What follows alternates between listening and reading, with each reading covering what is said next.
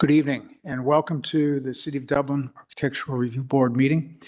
This meeting is being live streamed. You can get the video of this or join future meetings on the city's website.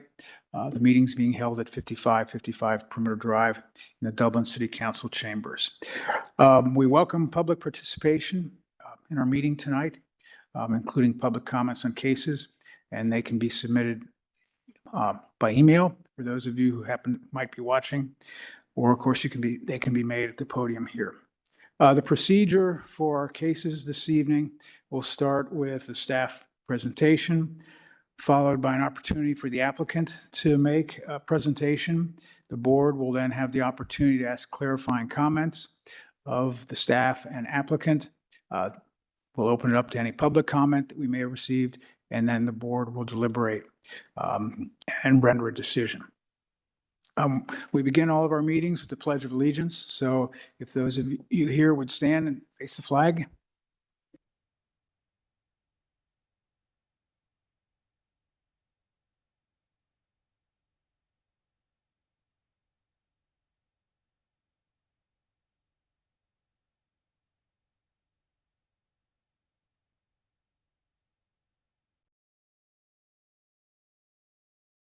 All right.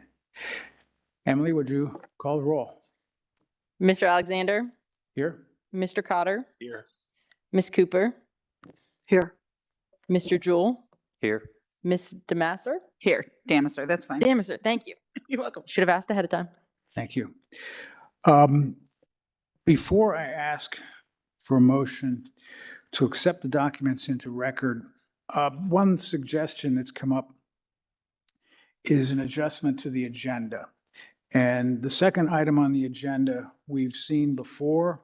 That case is the Franklin Street Extension Project. I think when you look at the documents, really nothing's changed. We may be able, we may not even require presentations by staff and applicant. So if we move that to the first item on the agenda, that applicant wouldn't have to sit through the meeting. Is there? How do the other board members feel? I see you nodding. It's okay. Yeah. Do you need a motion to do it by We motion? probably need a motion then Sure. to revise. I'll the move agenda. that we consider the Franklin Street Extension project first. Okay. Second. Mr. Alexander? Yes. Mr. Cotter? Yes. Ms. Cooper? Yes. Mr. Jewell? Yes. Ms. Demasser? Yes. Okay.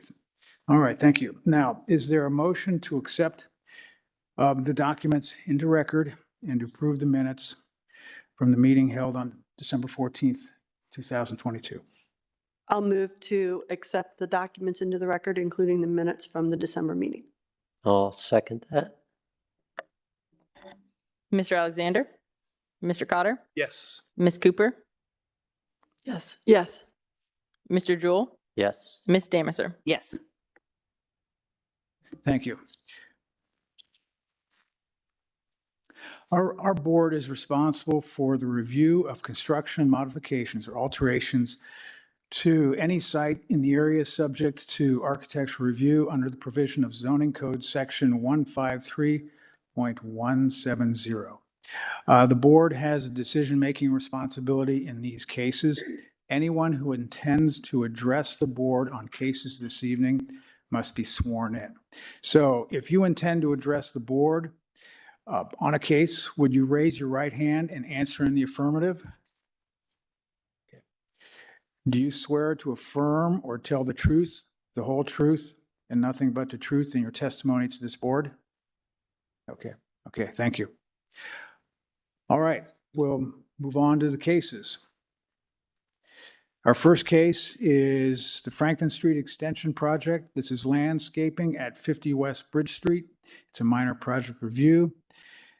This application is a request for modifications to landscaping on private property in association with the Franklin Street Extension Project from the City of Dublin's Department of Engineering. Ms. Holt will be our presenter. Thank you so much, Mr. Chairman, and good evening, board members.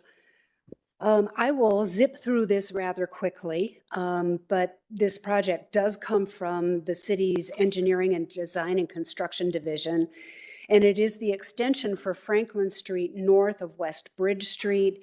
And as discussed, you'll remember it from a little presentation we had a couple months ago. And tonight we're looking at just the improvements on private property, not within the right-of-way.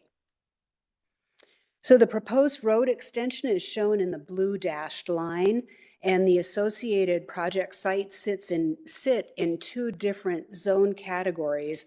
The historic core is on the east side of Franklin Street. Historic public is on the west side where the school is located. You might remember this graphic that shows the overlay of the road alignment as proposed. The extent of the project that we're going to be reviewing tonight is in the green. And again, these are the improvements on private property. Note the school to the west, the Darby Street parking lot and J. Lou's to the east, and then the Bridge Street is to the south, and the library garage is to the north at the very top. These photos were taken along the Franklin Street route, both looking south and looking north. So the request breaks into kind of three different project areas. And north in this graphic is actually pointing to the right. And we'll go through these three areas very quickly. The first is at the school, and proposed are street trees along the newly relocated access drive. These are going to be Emerald City tulip trees, the same as on South High. The pink lines indicate replacement of chain link fencing with an improved black vinyl chain link and compact fixers to screen that chain link. And this will be the subject of a waiver that we will discuss in a little bit. It's important to note that this fence already exists in a slightly different location. They are just moving it closer to the school as the street comes through. It's also important to note that this project is going above code requirements for this screening and buffering. The second project area is at J. Lou's Restaurant, where previous parking spaces and a drive aisle was. There's a variety of shrubs, small trees, and required foundation plantings proposed.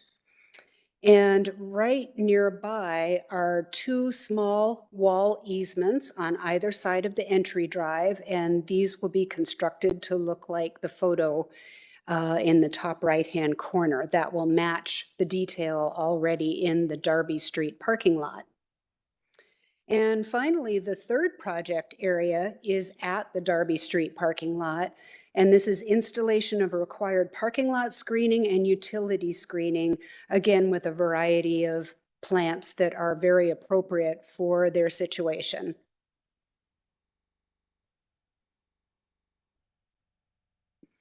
Looking at the waiver request more closely, these photos show the interface of the future road with the school site. So the route of the road is the blue dash. The existing fence is in purple or kind of an orchid color. The proposed fence location is approximately at the pink line, and again, this will be planted with evergreen screening. So we have found that the waiver approval criteria, the majority are met or are not applicable. Criteria 1 is debatably not met. The fence choice is not outside the control of the owner. However, it's an improvement to the appearance of the existing chain link by cladding it in the black vinyl. The evergreens are added for screening, and as previously noted, that screening is not required by code. So overall, staff believes that this is a very positive addition for this project. All minor project review approval criteria are either met or not applicable. So planning recommends approval of the waiver, and planning also recommends approval of the minor project request. And I'm happy to answer any questions. And Mr. Brian Gable from engineering is here tonight for any additional questions. Any questions? None. Okay.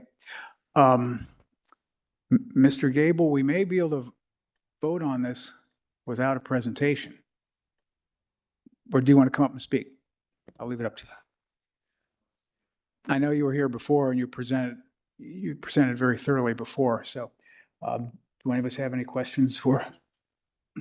Has there been any public comment? No, there hasn't. Okay. All right. Okay, I think we discussed the waiver at our last meeting. So is there a motion to approve the waiver? I'll move to approve the waiver to allow the vinyl clad fence improvement on the property. I'll second. Mr. Alexander, Yes. Mr. Cotter, Yes. Ms. Cooper, Yes. Mr. Jewell, Yes. Ms. Damasser. Yes. Okay, thank you. And is there a motion to approve the minor project? I'll go ahead and make the motion to move, to approve the minor project. Second. Mr. Alexander, Yes. Mr. Cotter, Yes. Ms. Cooper, Yes. Mr. Jewell, Yes. Ms. Damasser. Yes. Okay, you've passed. Thank you. Okay.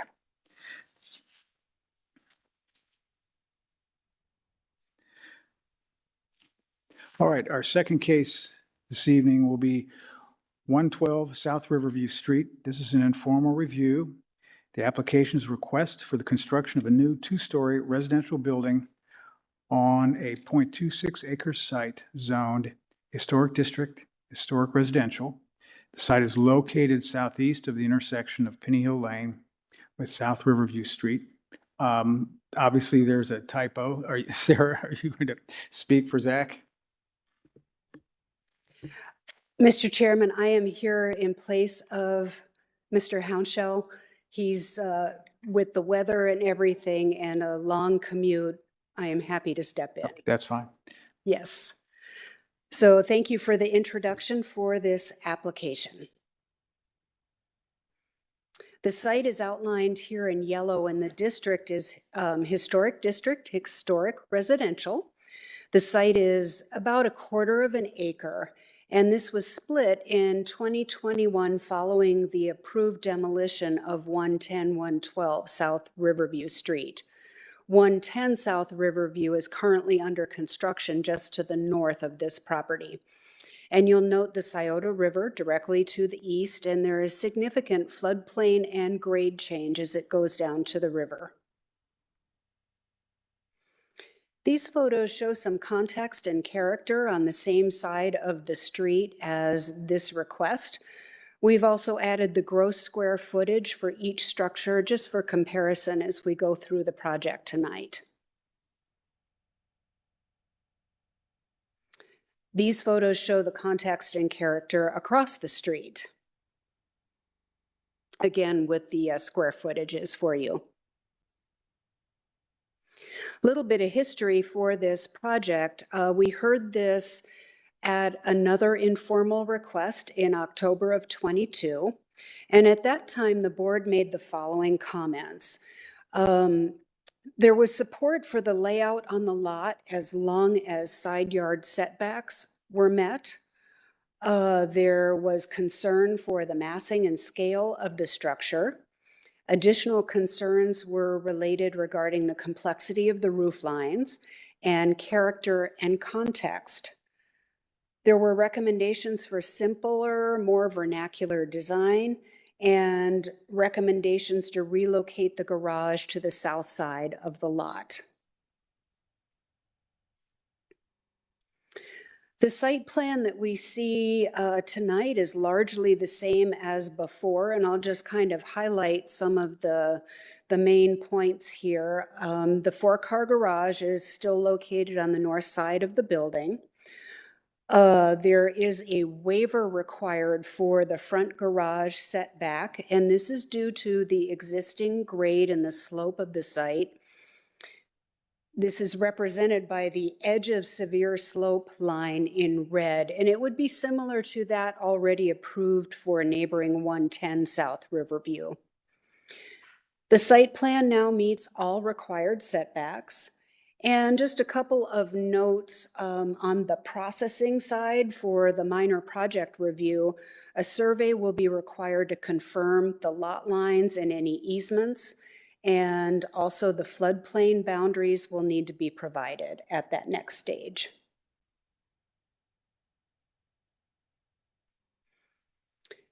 We're going to present October's submittal to compare to tonight so you can see how the project has evolved.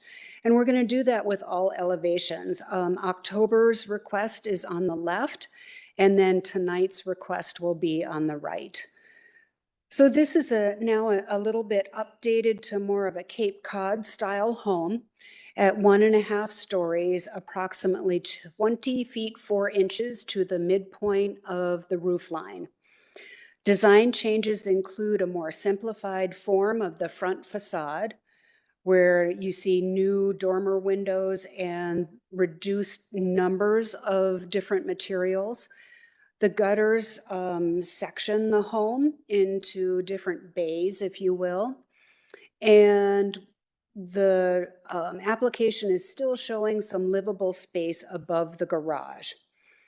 We asked Preservation Designs Limited to take a look at this application, and they responded with a number of comments to minimize the material usage, the different kinds of material, increase setbacks in the hyphen area, or another way to think of that is to inset the hyphen more into the building, and to minimize faux historicisms, such as the ornate front entry detail currently being shown.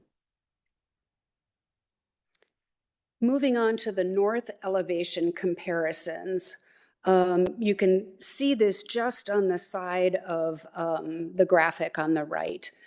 And what's happened since October is there is now a stepped stone foundation, a reduction in width of the shed dormer over the garage. It's set back farther from the front elevation. And horizontal siding is the primary material along this facade. PDL made recommendations that the stone foundation should be one height consistent down that entire elevation, and that the stone front facade should wrap around the house. It looks like about a 16-inch wraparound where that stone comes around, and that should be more substantial. Looking at the south elevation, the updates to the massing here better reflect the natural slope of the site.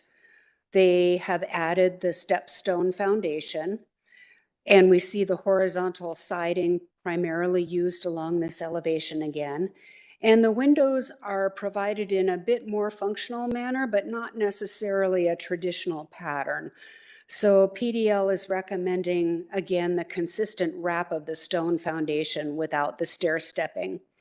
Staff would also recommend more consistent window placements that are hearkening to more historic forms. Finally, the east or the rear elevation along the Scioto River. Here we see updates to massing somewhat better reflecting the natural slope of the site, although the massing appears to be driven somewhat by the 4-car garage in that bottom right-hand portion of the elevation here. The stone foundation, the step stone foundation has been added, and we see the horizontal siding as the primary material again. And here the windows are in more traditional groupings. And again, PDL recommends a consistent wrap of the stone foundation without the stair stepping. Staff is still noting the 3.5-story mass on the rear elevation, which exceeds our height requirements. This would require a waiver. One was granted for 110 South Riverview, but the circumstances are a little bit different. As it currently sits, staff is reluctant to say that we would support that waiver. We see the rectangular boxy form and some multiple roof forms and slopes here. If we do a front elevation comparison, which is interesting if we look at 110 South Riverview, Note the difference between the eave heights. 112 is greater and taller in size, and 112 has a greater emphasis on the half-story windows and the living space. And it's important to note too that 110 South Riverview was approved under the new code and guidelines. So the discussion questions tonight are presented here and in your staff report. And the applicant has also submitted some slides for his part of the discussion. And with that, I am happy to answer any questions. Any questions for Sarah? No. I have one. Sarah, could you just go over, you had said that the staff was, or that the reason for the staff not supporting the height waiver, the roof height waiver, that it was slightly different from 110. Could you go into more detail about that? Massing in the rear. Yes, and what I think is being said here is that the boxy forms and the very vertical forms at 3.5 stories tall at the back of this proposal does not stair step down the slope or attempt to stair step down the slope as much as it could. So that doesn't leave us a lot of room to offer a recommendation of approval for that waiver. Yes. Okay. Would the applicant like to come forward? And please identify yourself and your address.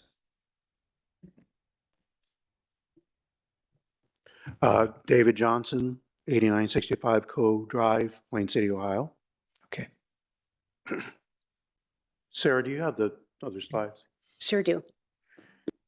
What I like to do is show some other context within the neighborhood. Seems that the other houses shown are the smaller bungalow type, but down the street, the house on the left with the steep roof and the full porch, that's 185 South Riverview. Looking at responding somewhat to the historical board's statement or their summarization after reviewing the proposed design for tonight, they had some indication of the steepness of the roof and those kind of things. This one kind of illustrates within the neighborhood, basically across the street and down the street a little bit to the south, either a 1212 or 1412 main roof that to me needs some kind of dormer, something to offset it. I feel that, our roof is not as massive as this roof is when it's taken, if you were to put that side by side. If you want to go to the next. This also shows an example of a more ornate treatment of the front entry, similar to what we're showing now. However, after talking to the client, we'd be willing to do more of a simpler stone entry with a limestone lintel. But I'm just using this as an example of more of an ornate type entry down across the street as well, just as a context. You can go to the next. This is the large house on the corner, 97 South Riverview. One of the historical review was talking about the height of our floor heights. This one is clearly a 10-foot floor height, and the main story is two stories in a very high roof line. Once again, within 500 or 600 feet of the proposed design. This one's on a corner. I don't think this house addresses the corner. It could use a porch in the corner, just as a side note. But it's just to show the size of the footprint and the height of the roof there as well. If you want to go to the next. This is the house that's down the street a little bit. I think it's 84 South Riverview. It does have engaged dormers flush with the wall and the steepness of the roof here is another case of a 12-12 roof pitch. The client is willing to drop the roof pitch on the garage to a 10-12. And our main roof right now is already a 10-12 roof pitch. So we feel like our roof pitch is commensurate or less of a pitch than this house down the street towards the south or the north, I'm sorry. Go to the next slide. So the part of the simplification of the front facade is kind of a stone front with engaged dormers that are flush with the main facade and not set back on the roof line. So this is kind of an example of using a precedent within the historic district. This is 16 North Dublin Road at the intersection of Bridge Street and Dublin Road. So this kind of takes some cues of an existing context in its historic district and kind of presenting it in a different format, but it's similar in presentation of what we're proposing in our design. Additional concessions that the client would be willing to do to drop the scale and the height of the roof is to go to a 9-foot first floor plate and allow the main living areas to step down, which allows them to get a higher ceiling, but keep the front presentation of the design lower in scale. And by doing this, we can probably bring our roof line down another 2 to 3 feet that is currently presented for the final presentation or the final submission. One thing about that side of the street is parking is a big issue because of the fact you can't really load cars behind your garage door. What's nice about our design is it presents itself as a 2-car garage, even though it is a 4-car garage, effectively getting a couple cars off the street, which is a problem on that side. So I feel like the 4-car garage is disguised as a 2-car, helps the situation on the street with the parking of the cars, and all the cars along there would have to be parked parallel with the street itself. What that does is it does limit our footprint, which keeps the master bedroom and an additional bedroom upstairs. We tried to do a lot with not having this current design, changed it from the Victorian feel that the board said the initial design was, and then tried to simplify it on the front. I feel that the rear elevation, technically you have one story that is almost a crawl space because it drops down so far. And even though they're saying it is a 3.5 story in the back, one of those stories is just the nature of the severe slope. And I feel like it's still a 2.5 story to little less than 3 story. We tried to address the flat roof issue that I think Gary had mentioned in October, and tried to reduce that feel and give it more of the Cape Cod on the rear, with the main gable coming off of the main roof. That would be the master bedroom. And we have another bedroom that would be for their daughter. And then the desire was to get those bedrooms up higher so they had a great view of the river, in lieu of the historical board suggestion of putting some of the bedrooms in that lower level. That's not something the client would like to do. They want to keep those bedrooms on the top floor. So if you want, I will field any questions or any comments that you guys have. Any initial questions for Mr. Johnson? No, we don't have that lower level floor plan, do we? Yeah, technically they're doing a family room. They might do an additional bedroom and an exercise room. Okay. And in addition to obviously an unfinished area where the furnace utility area. Okay. Maybe just one thought. So, I mean, you were talking about, because one of my, if I'm only looking at the front, so you're looking at the pitch of the garage now is 12-12, right? That's how you have it. And then you say, Right, okay, taking you go that down to a 10, 10-12, you could get a 10, couple 12 of feet from a off of 12, it. 12 pitch. You Yep. could get a reduction from you Correct. get a couple of feet from the main gable to that one. Absolutely. Would be another element that we would be reducing. Because you say the main gable is now By dropping our plate down to a 9-foot plate, hoping to bring down that main roof another couple feet or so. and the pitch of the main roof now is, It is a 10, 12, but we're 10, just trying to reduce that floor to floor, especially off the front street. Sarah, has there been any public comment? No, there hasn't. Okay. All right, well, why don't we just start with the questions that are at the end of the staff report. So let's talk about the mass and scale. Does anybody want to start or? you want to start on one side or want to wrap around? You want to start? Well, you can, why don't you start where you start? Yeah, I mean, for me, I'd like, if we start from I think that I have more questions about the back. If we maybe let's start at the front just to. That's fine. Okay. So certainly from the front, I think from where you are the month or a couple of months ago, I think it's a nice improvement from what was done before. I think it softens and dampens down the whole view. My original concern was certainly the garage pitch. It feels like it overwhelms your house. You look at them together, and I think dropping that will certainly help reduce the mass. It's been a long day. Reduce the mass of the house. So I think that's a good one.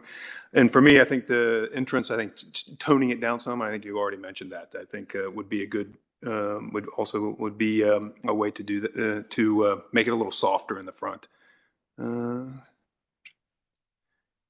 I mean, the dormers for me, I think are I mean, as I've saw on the street, I mean, the dormers are there, and there's other ones that look like that. And maybe with the board, maybe we talk about the wraparound stone. I'm not sure that and the step down. Just I think maybe we can talk more about that as we get to that. The client is actually willing just to do a stone water table in lieu of that 2-foot wrap. That seems odd.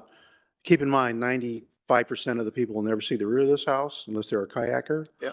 But we'd be willing to drop that to water table and then keep that line consistent. Keep in mind, by the time it gets to the back there, you're looking at, 25 feet of stone. Exactly. That's why I want to maybe have a discussion about that before we talk about whether step down. I mean, the company wanted to have it at one level, but. Well, I think the logic is traditionally in historic structure, you have a foundation that's at a constant level. And so they're trying to mimic that in the way, even though we don't do stone foundations, they're trying to, they're suggesting that we should detail, because they're trying to suggest they have a stone foundation. So then it should be detailed like a stone foundation would. So that's where, and that's pretty standard across preservation guidelines. So it's not unique. It does present problems how you break the scale up on the back side, because you're going to have a lot of stone there. But I think that's the logic of it's going to be a lot of stone. Yeah. So that's my comments on the front, just in general. I mean, for me, it was an improvement. You took their comments and incorporated them. So I think that. Thank you. Was good. Other thoughts on the front? Let's stay with the front. No, pretty well. Like Sean hit most the other things I was looking at as well. And I'm glad you brought the footprint down too, so we don't have to worry about a waiver there for the overall footprint. And I agree that the stone, I think, will give the home a more, a simpler or direct look to like the rest of the area rather than being so ornate. However, what were your thoughts on the recommendation that the hyphen be set back farther? I'm sorry, the height of the roof? The hyphen between the Oh, the hyphen garage. setback. I'm sure there's a reworking. I'm sure I could bring it back another 2 or 3 feet and address that comment without changing the plan too much. It's actually the depth of it is we're talking, not really the height. The depth of the hyphen. The offset from the front. The set, yes, right. Yes, yep. Hillary, do you have anything to add on? I'll have a little bit more to say about the front. The front was never my biggest concern. We'll get to that in a minute.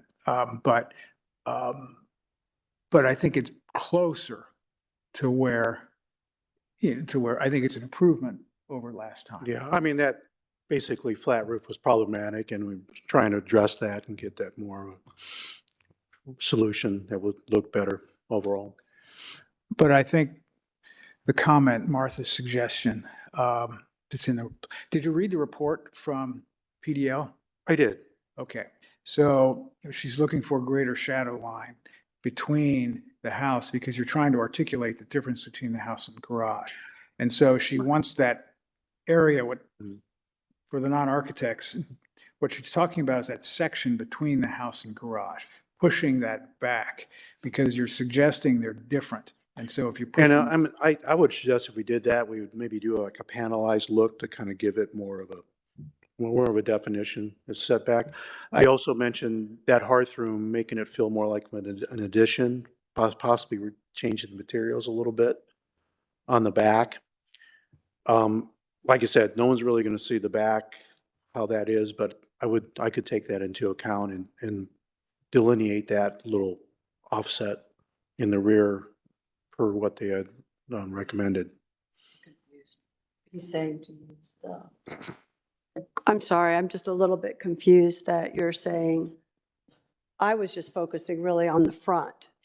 Yeah, I'm just talking about the overall house description on the report that they provided, including that rear extension where the hearth room is. Does anybody have any questions or concerns about the garage staying in the same position as we had talked about that at length? well, I have a big concern. I mean, not flipping to the other side. Right. Yeah, I mean, since we're talking about the front, I mean, I think because your garage is so long, you put so much mass against the neighbor's house and you block the potential for light from the south into that corner of that person's house. And that's why before I was suggesting if you have to keep this plan, flipping the plan, because then it'll allow more light into that house because it'll be coming over the deck and the projection will not be so deep on that side of the neighbor's house. So you're really, and I have the same concern there that I had last meeting. It's a 3-story wall against that neighbor's house. I think the Razors can comment at that because they have spoken to the neighbor, and the Well- neighbor actually prefers their garage to be on the left. Well, that's fine, but that's not an architectural issue. And what we're here to discuss are architectural issues and the way this house responds to our code. And sometimes, whether somebody likes something or does not like it, that's outside of the architectural issues that we're addressing in the code. So it's just not a good neighbor there. And PDL suggests reducing the depth of the garage because now how you get to these places, because there's probably going to have to be changes made to get this approved. How you get to there, whether it's reducing the garage, reducing the suite above, reducing the floor-to-floor height, that's going to be your choice. They make a lot of suggestions, but they suggest to reduce. And it might be something as a compromise, maybe we double stack one of the bays and do something with an offset that help alleviate that full mass of it. I'd be open to studying something to that effect. Well, the shed dormer on the upper floor against that neighbor contributes to the wall. And when you look at the square footage in the suite, and here again, you can make things as big as you want. And that could, I see that could be reduced to a series of several smaller shed dormers instead of one long one to help reduce that whole wall coming up as high as it does. Might be a compromise in addition to reducing the depth of the garage a little bit in certain areas. Yeah, I think it all still comes back to that northeast corner being which then is, if the garage stays where it is, it's still, again, like Gary's saying, that's 3 stories, plus then you've got, it just seems that northeast corner is where we're seeing that additional mass that it's staring at us.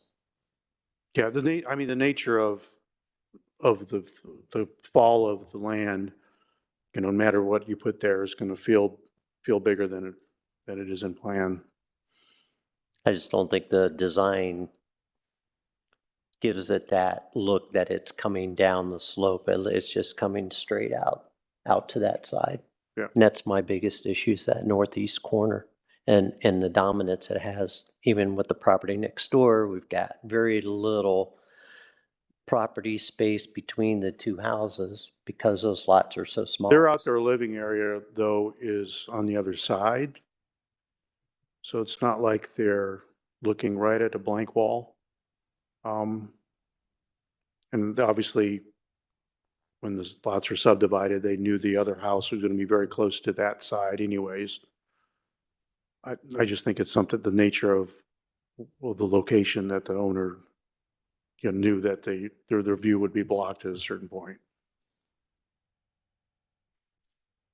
But following up on that flipping idea, you have a lot less massing with the double decks there that are open on the other side. So if, two things, I think the whole garage area could be reduced in size. And if you flip them, you are kind of giving an opening to the south. That would be the southeast towards the other property.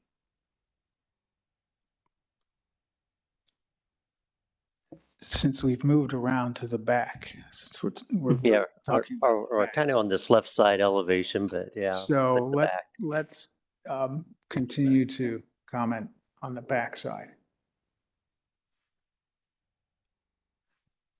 I think the back, it just, to me, it lacks, I don't know what the right word is. I don't want to be insulting because I'm sure it would be a spectacular home, but it just seems like it's out of place to the community because it is so big and squared off in the back.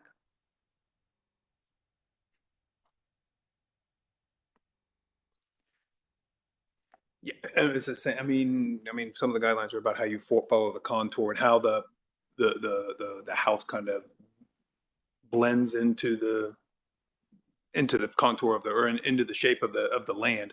And I think the focus really is on that northeast corner about really how big that looks.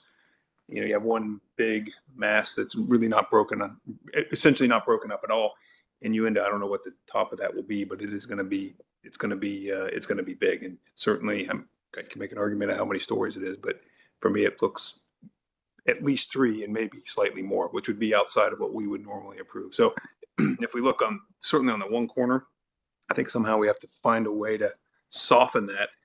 If it's flipping it around or looking at it a different way, because even the middle section, is also still big. But if somehow we can find a way to start to dampen it down some, and at least put around it, there's some elements of being subjugated to some other things, I think you could find a way.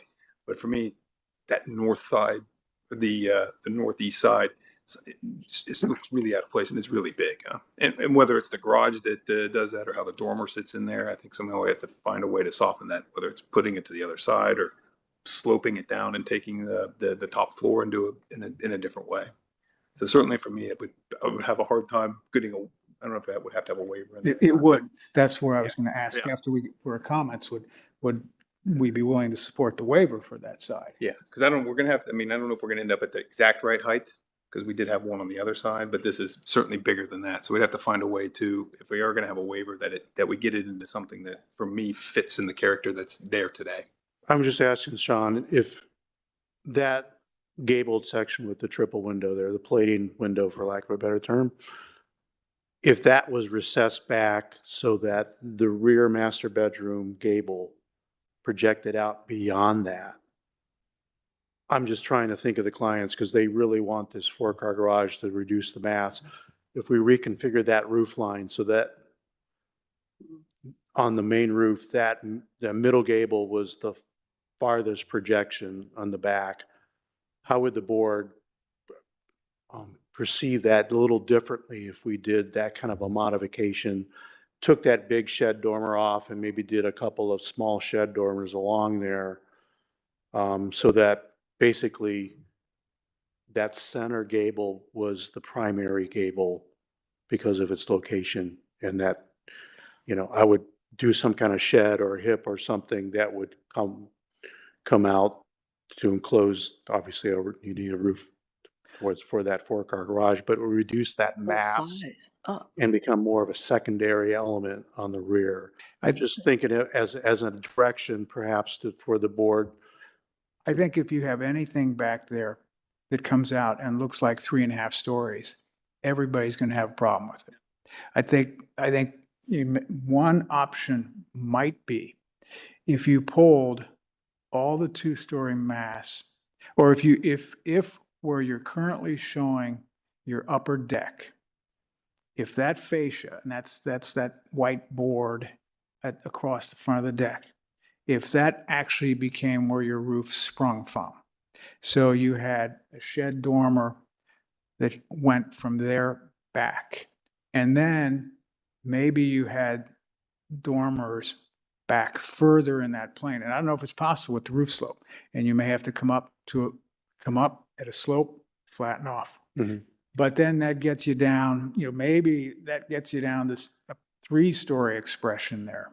And then you push the rest of the mass back. You'll lose some square footage, but the expression out at the face of the building is not as severe. Mhm. And I think, everybody, whether it's us, whether it's PDL, who's been looking at this, looks at that 3.5-story expression and just says, there's nothing like that along there. And I think the important part is the expression from the street. And No. it's definitely, the scale has been reduced. Like I said, we've done some strategies to reduce that another couple feet or so. I just think the rear of this house is more the function of the client's desire for the things they want in the house. And well, our code, if this was facing another house looking at the rear, is the emphasis too much on the rear than the front? Because, we do a lot of things. I'm trying to see if there's a middle ground so that the Razors have the house, this is their dream home, without having to compromise as much as that they want to at this point. So I'm just trying to throw out some things that, everybody can be happy with and hopefully somewhat meet in the middle a little bit. Is on that lower levels, that ceiling to floor height the same as all 3 levels the same? Well, everything would be all stepped down. What I'm saying is you're going to come into a foyer and then step down to the main areas, which would help step that basement down a little bit as well. But their desire is not to have an 8-foot ceiling per the report that was submitted. They, are wanting to reduce that front plate to a 9-foot, and then when they step down, they can pick up that height again in their main living area. And it's going to reduce the overall height of the house itself. And I think there was some comments that they put in that report as well as about opening up that ceiling area, to give it that feel. I don't know how you do that if the second floor over the top of it, without taking out a whole bedroom and putting that in the lower level. It's something they don't want to put their daughter down in the lower level basement, even though she's going to have light and stuff. Their desire is to have at least those 2 bedrooms up. I know you the have the report flex also room. mentioned adding a stone fireplace on the side because of the 2 windows. And that's something we'd be open to doing as well. Obviously, that's place, so it doesn't need a chimney per se, but for aesthetics, that's something that we could add on the side. But in the floor plan, besides the second bedroom with the balcony and the master bedroom and then the ensuite, you had also a flex room that could be kind of used as part of your layout and move the flex room down. I mean, I appreciate them wanting to keep the 2 bedrooms up, but. Right. And that would reduce the mass up above. Right. That's true. That's one strategy we could explore for sure.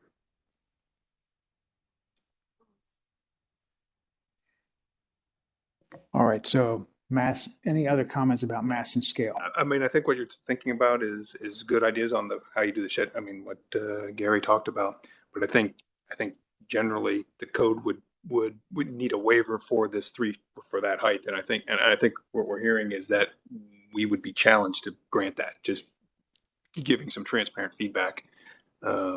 I think that's. I'm just asking if we're complying with the height to the mid part of the roof on the front and it's commensurate to the height of the house being built next door.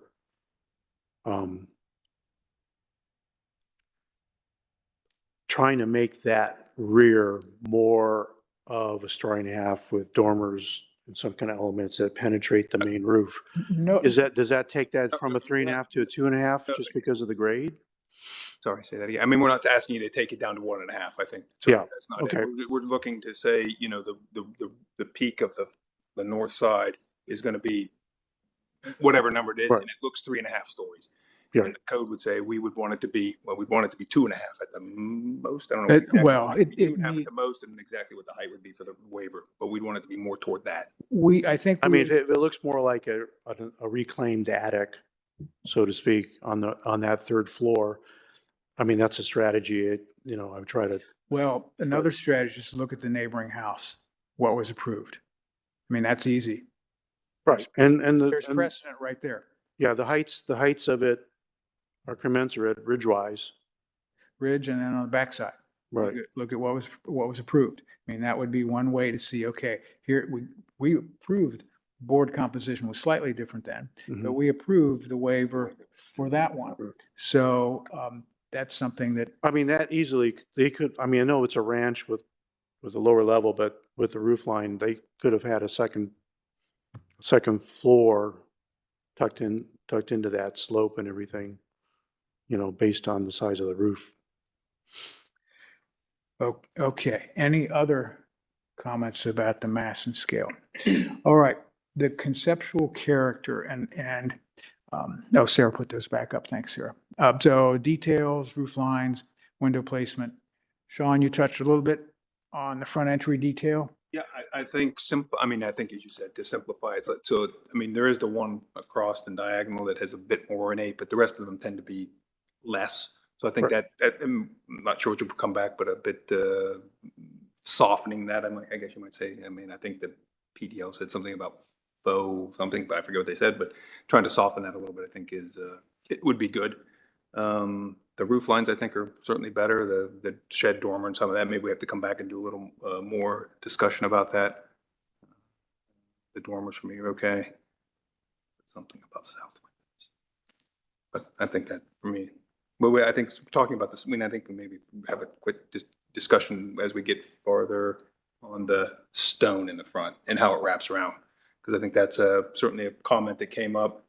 I'm not sure. I feel maybe a little more architectural discussion about how the foundation, how it should look versus thinking about, was there something added at the end that would have been different as opposed to having a 20-foot stone wall that sits there. So that may be between us to talk through a little bit. Well, the next item is use of material, so maybe we can talk yeah, more about okay, that yep. in the next item. So, Mike, since Marty, your light's on. You want to say something? Okay, well, you could, but I'll say something about the details. I think one of the things in the report is when they talk about faux materials, is when you have lintels in the cut stone, and then they look like the lintel is supported by a wood surround. It's probably not, that's where it really looks faux. I mean, that lintel probably should be cut limestone. It can be a thin piece, Right. but so when you apply these kind of wood details, but really if it's stone building should be stone, I think that's part of what they're reacting to. Then how busy, first of all, that house that you put up across the street, none of that detail work was ever approved by a board like this. So yeah, that's a great example of what you don't want to do. All right. I'm just trying to give a context of, Right. yeah. So So the surrounds and things at the front entry, I mentioned this, if that upper. And I piece- had mentioned before, we'd be willing just to do a stone return with a, You could have pilasters and engaged columns, which is, Yeah. she's talking about strip out some of the detail. These are simple vernacular buildings. And, even if that projection is supposed to be, is it something for doves or faux for doves over the windows, that's some of that extra detailing that in a vernacular building, you're probably not going to have that. So, right. I'm talking about over the garage. See how the brackets in that area is projected out. So I do think, I think it's closer than it was before on the front, but just keep in mind the simplicity of the detailing. How about the roof lines in the back? I know we've talked a lot about the back, but roof lines are in this bullet point. So feelings about those roof lines?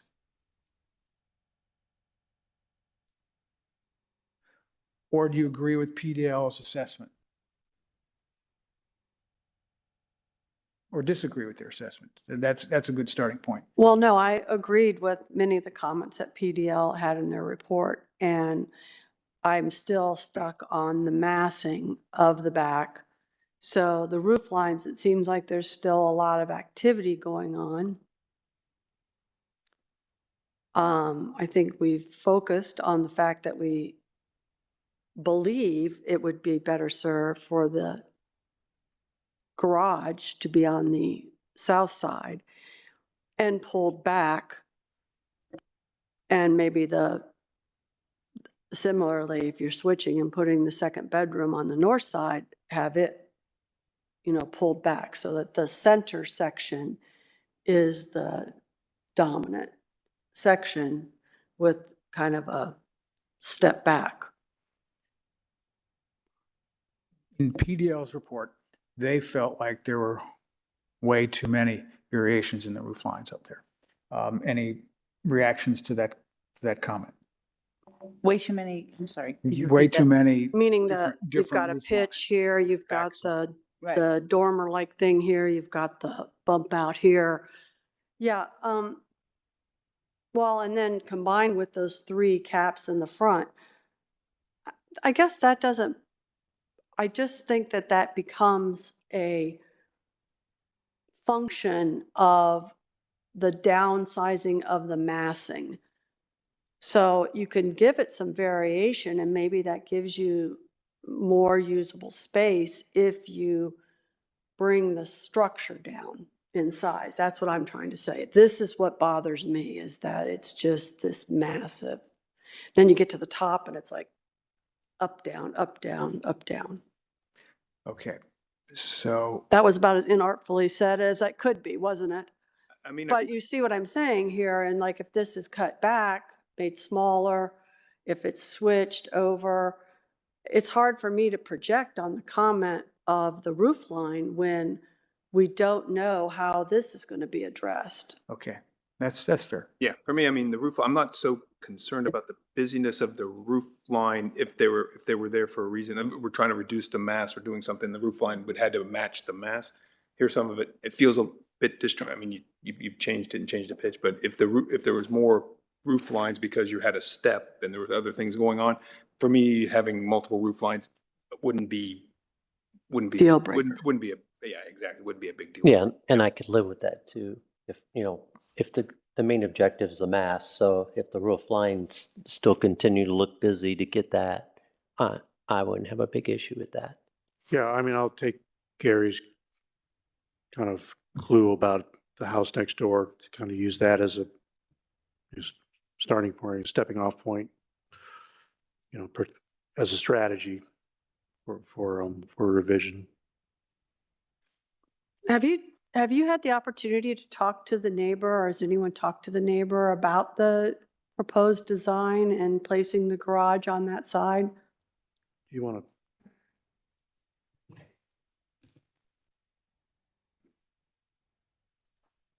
Would you identify yourself, please? Yeah, Bill Razor, 6857 Holbein Drive, Dublin, Ohio, 43016. Is that good? Yeah. Yeah, I talked to Mark about it after your comments, Gary, last time about the garage, and I think it kind of he doesn't want to look at us, and we don't want to look at him. So like, there's a privacy issue. If you he kind of likes it that the way it's flipped right now because his he's going to have more privacy on his side. We'll have more privacy on our side, and that's kind of what we both would prefer. So I do understand that, and I think he was kind of forced to. By the way his lot was designed, he had to put his house like 3 foot from the lot line because there's some sewer and some other stuff over there. So they kind of like forced him all the way over. So that kind of put us in a weird spot, and with the massing and things like that to create a situation like that. So it's kind of like we're dealing with the situation of the sewer that pushed their house this way, and then we pushed our house this way, and then, that's where we are. But yeah, that's he didn't have I don't think he has a problem with it. I mean, he did say he would communicate that directly to you guys too. If I'm sure he'd be very willing to send you an email or whatever the best method would be to, understand that. Yeah, we bought the lot from him. He's the one who split the lot, so he's I think he's very excited to have us expedite this process and get this street back to normal again. Not drag it out for couple of years. So we're looking for. Yeah. Okay. All right, thanks.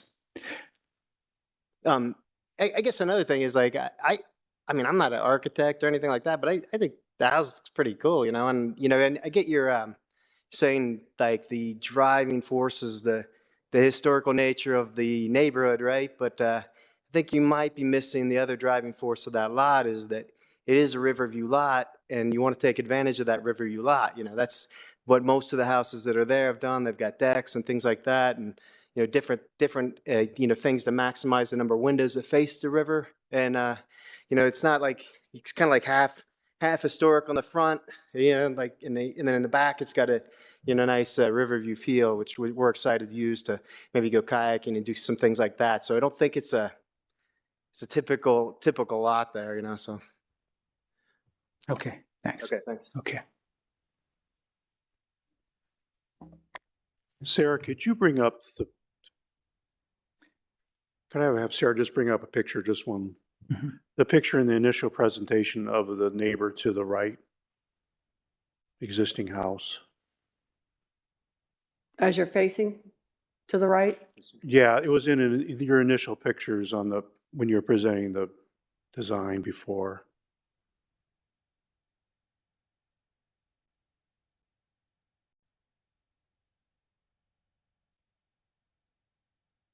What was the next?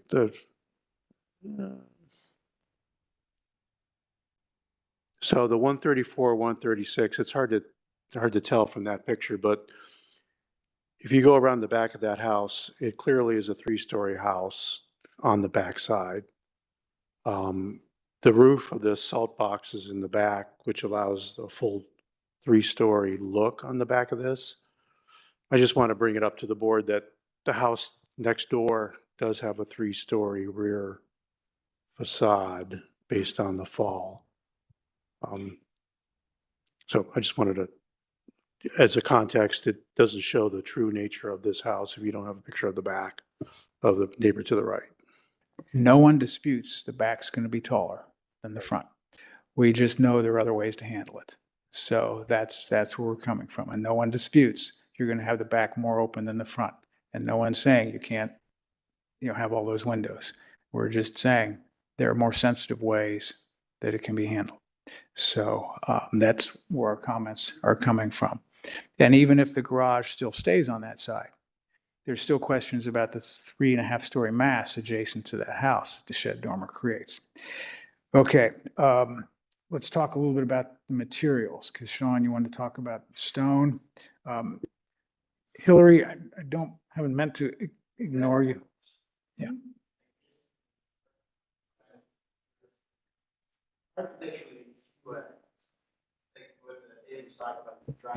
Can you turn on your microphone, please? Turn your microphone on, please. Button. Yeah.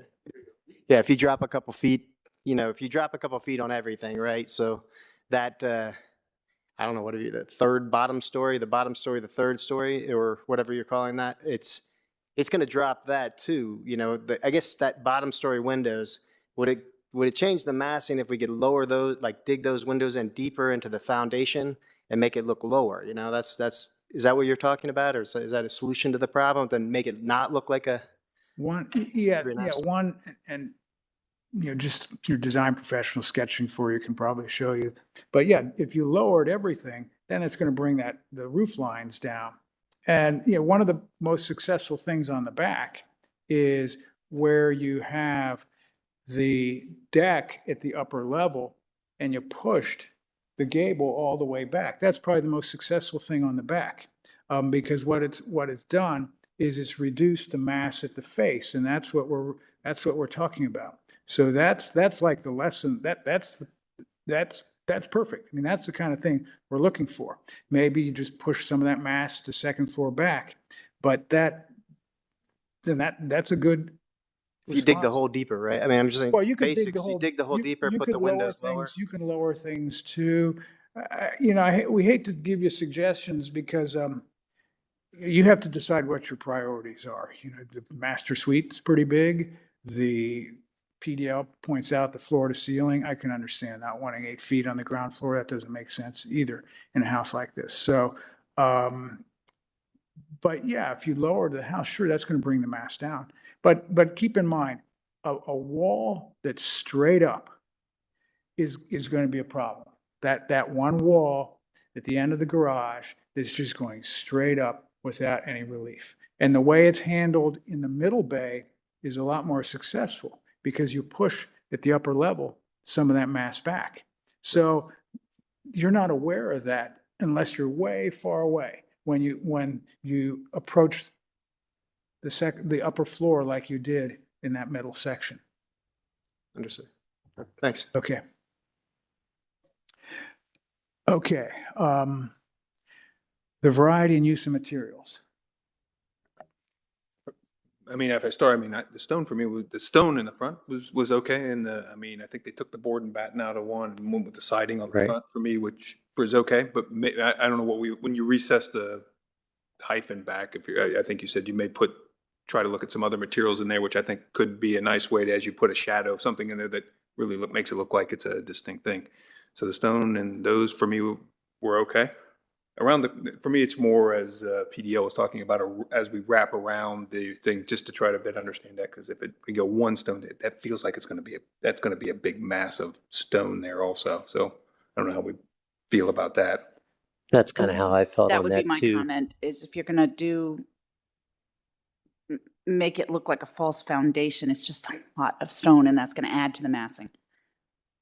Because we have That had was, people, And the that was cost. the same way. because we have had people step things down in other applications that, hey, let's Mhm. follow Right. the line with a stepped. I with a think if step it's, I think if With the the terrain. stepping was Yeah. simpler than so many steps. I think if you established, say, one line at the back, and then you came around and had another line at the front. I just think if the stepping was a little simpler, less severe. you could use the stone to provide some continuity, but I could support the step, some Yeah. stepping too, I think. But the other thing, the last design you brought had openings down low that broke up that mass. And I noticed this presentation, you didn't have any openings down at that lowest level, which I don't think exaggerate the height. They break up the stone for you. So, but that's your call. On this side, this is in the PDL report, but on this north side, there are openings shown. Yeah, they're talking, I think, in PDL's report about the variety of openings on that side. Yes, but I'm just saying, I'm not saying necessarily that the variety should be so many, but I'm saying they are, this drawing, this rendering. Okay, thanks, Sarah, you put it back Yeah. up. Can we see the south side?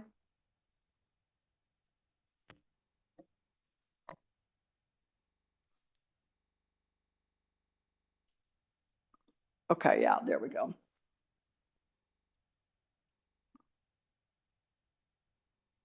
Are these? Oh.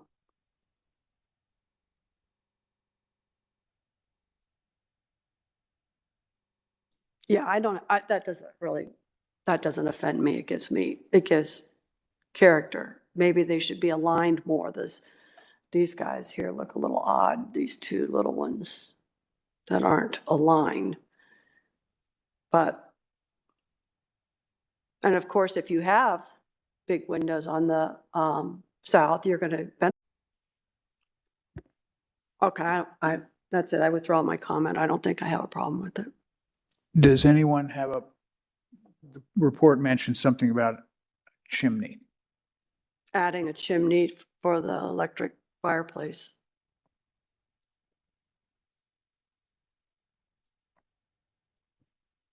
I'd like to say, I think adding the chimney would give me a point where I could die the stone into and then step it down behind the chimney, which would be a nice way to achieve a step that is more of a ceremonial type of way to do it. For me, that's up to you.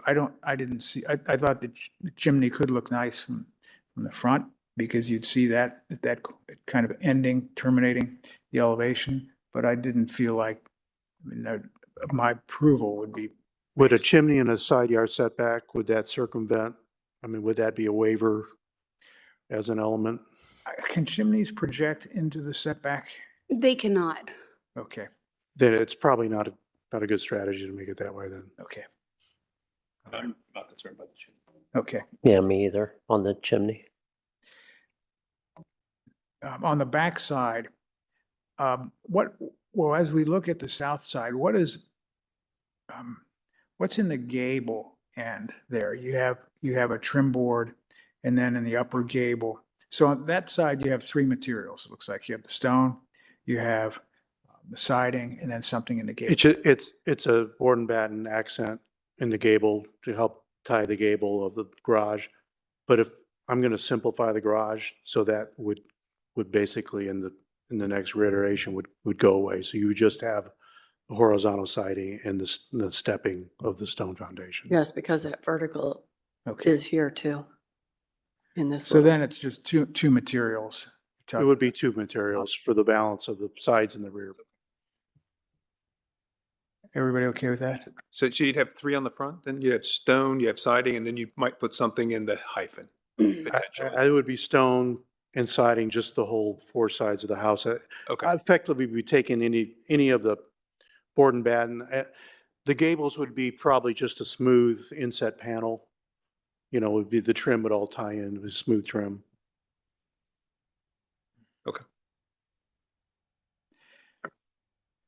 Yeah, I probably would prefer it if you didn't introduce the third material in the hyphen, if you just had the siding like you have now. Yeah, And if you can push it back, that would be good.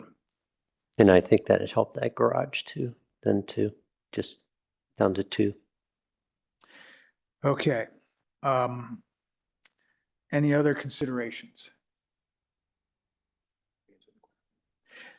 Do you have more questions for us? No, I think I have a good direction. Do you have any more questions for us? I'm looking at Mr. Razor. Okay. All right. Okay. Do you need us to summarize? I think the mass and scale. but maybe one, just one, because I had one thing, just on the windows on the south side, just, we Okay. didn't, because there was a comment about organizing them in a more traditional way. One of them was about, I think, the chimney in there and just how do you anchor that? But certainly I think there was one comment. I didn't look at them so close. I don't know if anybody had a comment, because there was a comment in there that there was some big windows, there were some small windows, and trying to Yeah, the two big windows on the second floor in the upstairs bedroom, and one is in a bathroom. Sarah, is part of her report referring to the way grids are used in these windows? Because there's some variation in how the grids work in the French doors and in the windows. So can you ask that again, please? I'm sorry, I missed that. Sorry to catch you off guard. You may have read that part of the report a little more closely, but she talks about the variety of windows and window details, and the grid pattern changes a little bit. Yes, I think we had some 2/2s and then some single pane, So there's a variety, and perhaps I think the idea was to simplify that a bit. And then also with the traditional forms of windows in more traditional groupings or lined up on the facade and not randomly placed on the exterior as dictated by the interior. And I think that's really my concern here on the south side, just looking at this January 2023 rendering, is I see where you have the dormers in the front there, and I'm looking at the picture we have up, and then this side, those are bedrooms, and then, or that bedroom, and then the little balcony area, that's great. But what is that little window kind of randomly stuck between floors? It looks like to me. What is that? Well, There's a bathroom there. It's just a small high window that's in a bathtub shower area. But what's the one above, up by the gable? See how there's two small ones instead of one big one? There's two big ones, then a small one that's up in a line, and then there's a small one that's down. That's it. There's a stairway there. There's a switchback stairway.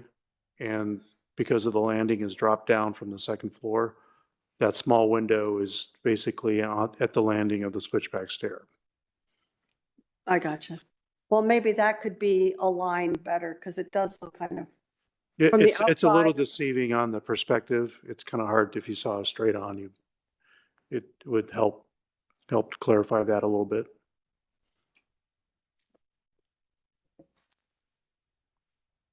Okay, would you like me to summarize? Sure. Okay. So the mass and scale issue that I think we've all felt is an important issue is really related to the backside and how that backside is articulated, and looking at any option to reduce the apparent 3.5-story mass back there. I think conceptually, the character, the details, simplifying them so they look more like what would be vernacular details in a traditional home. Simplifying roof lines. I think some of us felt like if you adjust that backside, you will be simplifying roof lines. The variety of materials, try to keep it to 2, maybe a third if it's used as an accent, but reducing the number of materials, and organizing the windows on the elevations where the windows don't appear to line up, and having some continuity in the grid patterns in the windows. I think those are the major points. Board members, is there anything else? Nope, I think you got them. Okay. Okay. getting the overall height down with the step down and back, yeah. Yep. With the, I mean, when you step in and step down, talking about bringing the first floor down.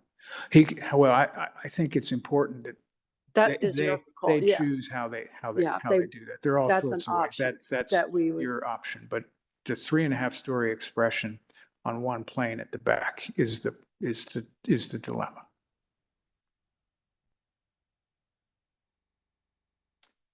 Okay. All right. Thank you very much. Thanks.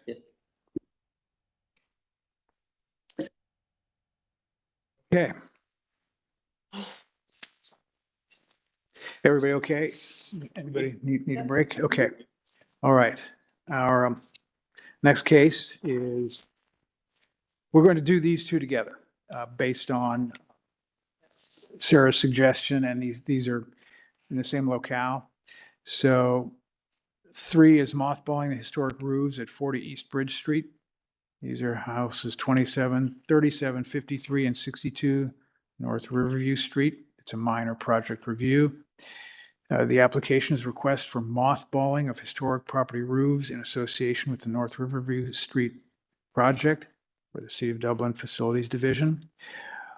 The sites are zoned Historic District, Historic Residential, and located north of East Bridge Street and between North Blacksmith Lane and North Riverview Street. The carport demolition is at 40 East Bridge Street. This is an architectural review. The application is a request for the demolition of a non-contributing structure carport at an existing home on a .319 acre site, zoned historic district, historic residential. The site is located northeast of the intersection of North Blacksmith Lane with East Bridge Street. Sarah, whenever you're ready. Thank you, Mr. Chairman, and thank you, Board, for being willing to hear these together. The subjects of the requests are part of the larger North Riverview Street Properties project, which is outlined in orange as shown on the map. The west side of North Riverview Street is zoned historic residential. The east side of North Riverview Street is zoned historic public, and the historic core is just to the west of the project area. The individual addresses highlighted in yellow here are for reference, and the 40 East Bridge Street is the subject of both applications. So that's going to get a roof repair and is subject of the carport demolition. And then the other addresses are included for just the roof repairs. The properties that are not included, it's important to note that those have metal roofs, standing seam metal roofs, and the maintenance work that will be done on those properties are like for like replacements, so they do not need to visit the board. A little bit of history about this project. Back in January of 21, the city purchased all of these properties as redevelopment opportunities. And since then, City Council created an advisory committee to help determine the project direction. In June of 22, with the advisory committee's assistance, we put together an RFP that advertised 4 proposals for developers and ideas for the properties and the project. In September of 22, the advisory committee recommended a proposal from those received to City Council, and Council did accept a proposal, and we're currently working with that chosen developer. So tonight, the city is still the owner, and the city is seeking permission for these maintenance activities along with demolition of that non-contributing carport.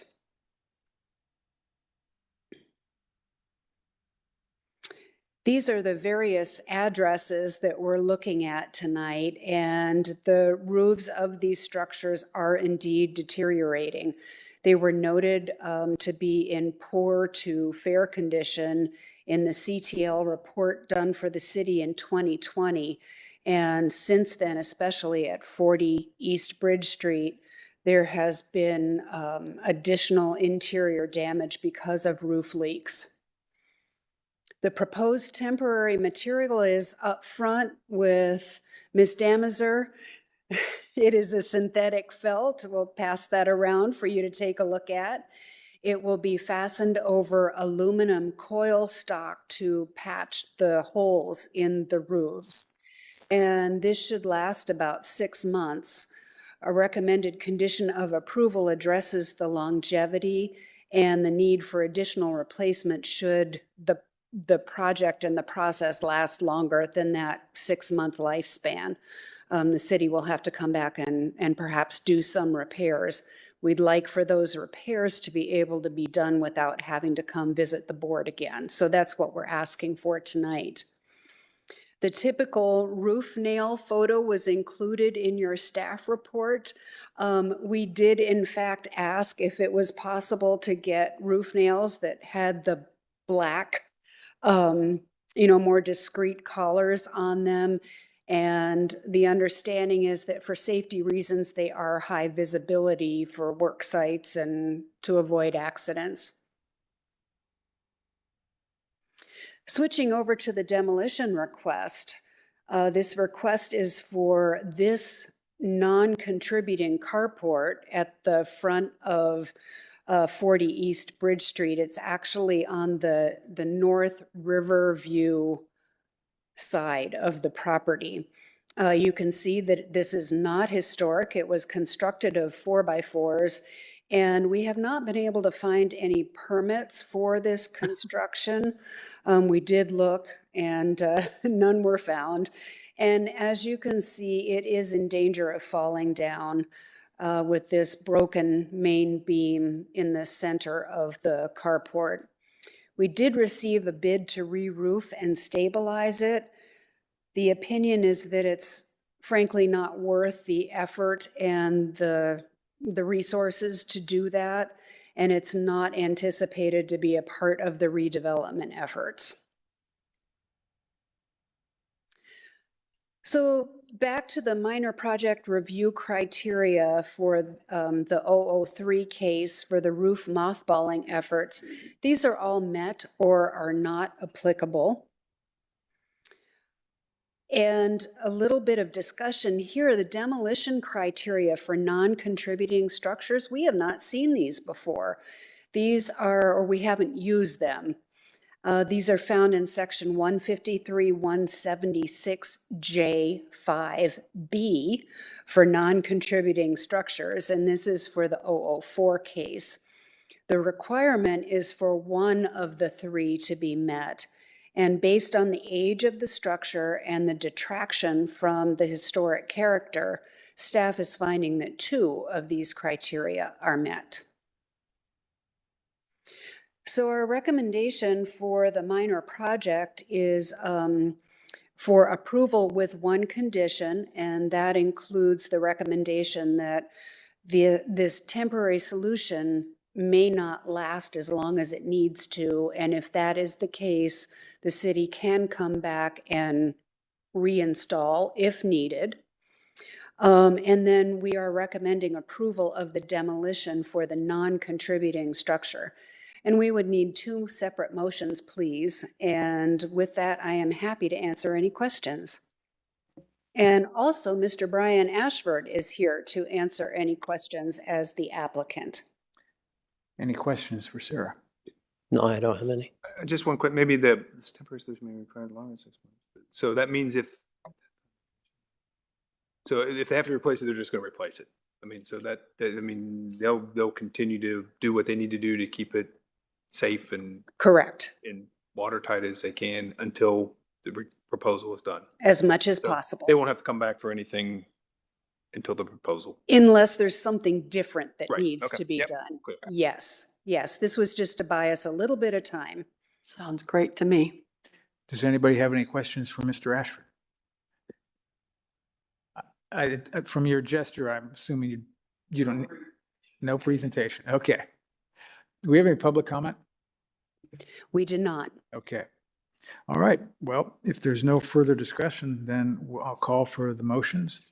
I'll move to approve the demolition of the non-contributing carport at the property located at 40 East Bridge Street.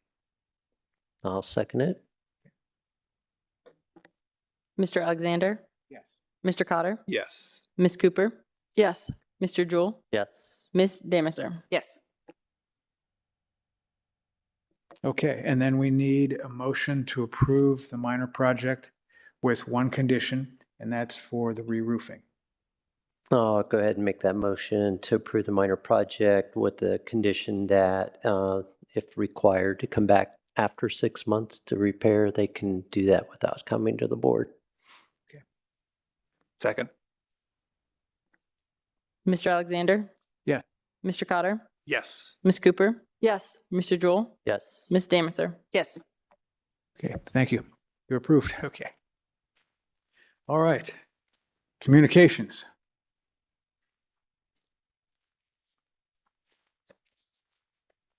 I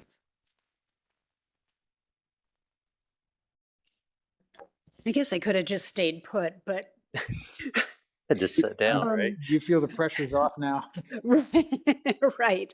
First of all, many thanks to Emily Gulliver, who sat in for Lori tonight, and we appreciate her being here. Thank you. And secondly, I would like to introduce Ms. Rati Singh, who has just joined us as a planner one. And she's an architect with a lot of project management experience. And you will get to visit with her next month officially. All right, good. Welcome. Great, welcome. Okay. And then the only other item that I had was to just note your year-end report. And any questions? Nope, it sounds like we have agenda items for next month, so we will be meeting next month. Oh, we do.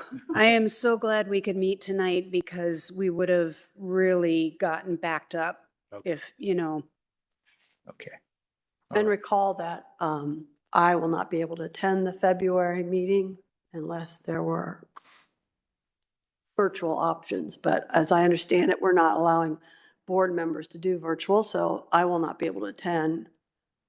And that was And- not our decision. No, I know. I'm fine. I understand. And I was in support of still having the hearings be televised, but having the board members be in attendance. Okay. So unless it would go to another COVID situation or something like that, yes, I support that.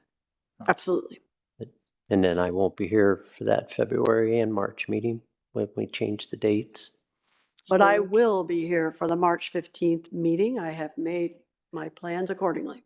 All right, it's important that the three of us, Say, two, we're not going to be here. right, As far as I know. okay, all right, good, All right, good to know. okay. If there's nothing else, we're adjourned. And there will be 3 of us here for the March meeting. Correct. So I think, I'm here, when we changed it, I'm here now. So we changed it. Oh, you're here on the Yeah. 15th I too? think, Oh, I so think, before. I think 4 of Okay. us, I think that's why we chose that date. Well, should weather become so inclement and you had to carry forward, I'll be here on the 15th. If I Okay. have to walk from my house, Okay, which I could do. all right.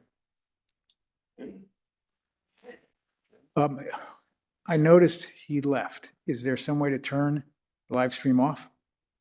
I'm going to have to figure that out. Okay. All right. Well, if there's not, just keep in mind, we're on the air until we're out the door. Okay. All right.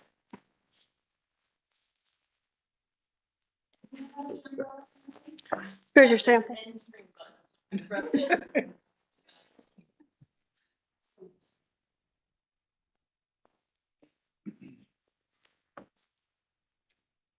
My